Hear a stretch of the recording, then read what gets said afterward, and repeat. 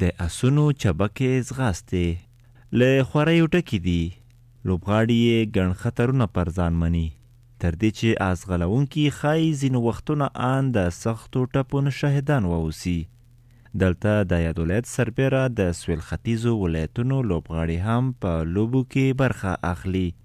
د مسؤلینو په خبره دوی په نږدې راتلونکي کې د مشرقي، جنوبي او شمالي ولایتونو لوبغاړي هم را دعوت کوي څو یادې لوبې ته پرمختګ ورکړل شي. مونږ یو ټورنمنټ مطلب دې په خاطر غواړو چې جوړ کو نور ولایتونه دې ته دعوت کو، لکه شرن، غزني، لوګار، پورته ډېر ولایتونه دي. بلخوا بیا ګڼې ګیلې هم شتون لري.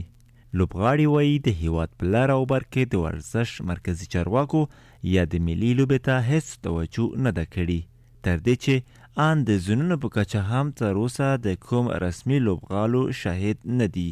د موږ د پکتیا د ولایت مثال خبره، دلته خوست مثال میدان نه لري. میدان ځکه نه لري چې رسمي میدان وي. پکتیا کې رسمي میدان نشته، موږ راغلي اوس دغه ځای نه دلته لوبه کوو. په خوست کې یادې سیالۍ معمولا د جمعې په ورځو کې جوړیږي.